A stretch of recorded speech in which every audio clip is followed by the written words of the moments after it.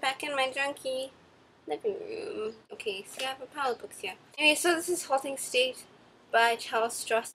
It's about an in-game burglary. Like, there's a RPG game, and like someone steals a lot of money from the bank in-game, and it's like a criminal offense, and it's an investigation. It's nice. I mean, it's fun. It's funny. It's Scottish.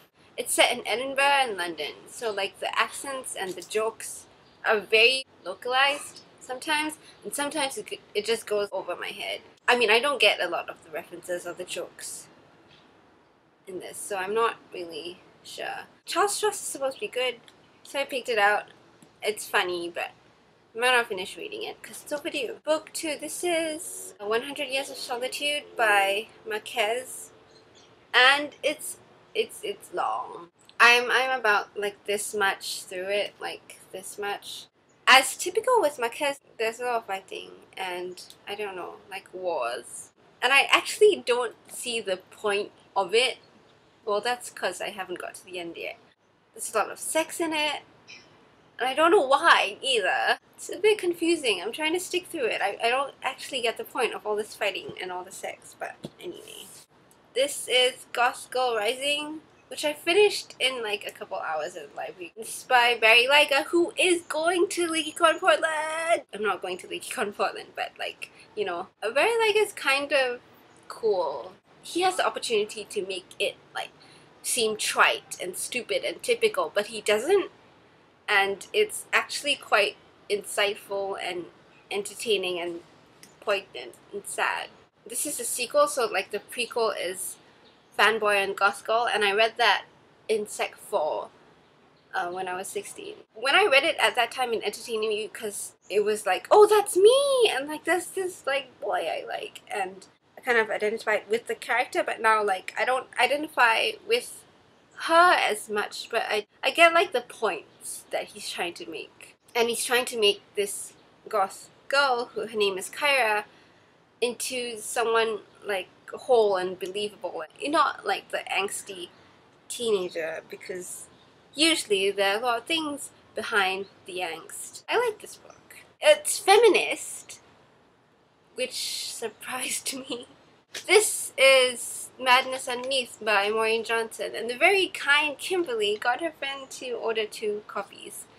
It's amazing, and we got the stickers and the pre-ordered, so that was fun. It was scary when I didn't expect it to be scary. It was scary. It was like, I didn't expect that. It creeped up on me. Like, Maureen's very good at doing that, like creeping up on people in general, in books as well as in real life.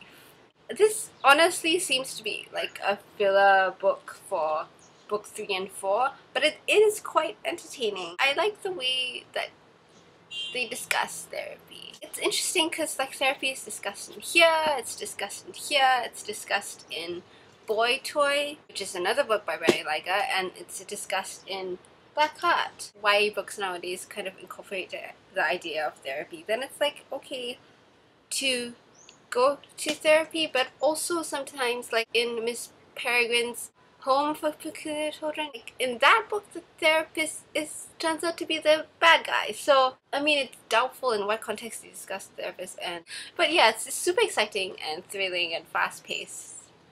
Really good. You should get it. But it feels very fillery because nothing actually super plot worthy happens. But get it because Maureen, duh. Black Heart is by Holly Black. I literally haven't touched this because I know once I start, I will finish it in a few hours. And I actually don't have a few hours to spare right now. I read the first 2 while commuting to work, and it's so nice because it makes the commute so much less miserable because I have to like leave at 6 and it's fucking horrible. It makes the commute a lot more pleasant because it's a good book. It's a good series. The first one is White Cat, the second one is Red Glove, and this one is Black Cat. And it's about a bunch of curse workers, people who have magical powers and who do crime. Do you know Fingersmith by Sarah Waters?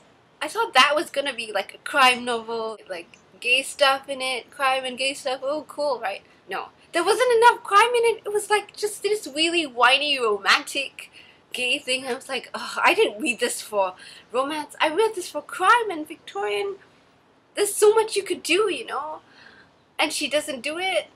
Oh, so disappointed in her. So I go into this. This isn't Victorian. It's like present day. Like the crime part is super satisfying. It's thrilling. It's like a mystery too, and it doesn't talk down to the reader. It's not patronizing.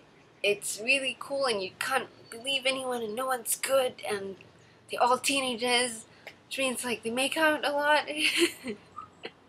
Just entertaining. So you should go read the series, because before I read the series I had no idea what it was about until Kimberly told me it was like about crime and magic. I'm like, okay, I'll go read it. That's 11 minutes for me to edit, and I'll see you soon. Bye.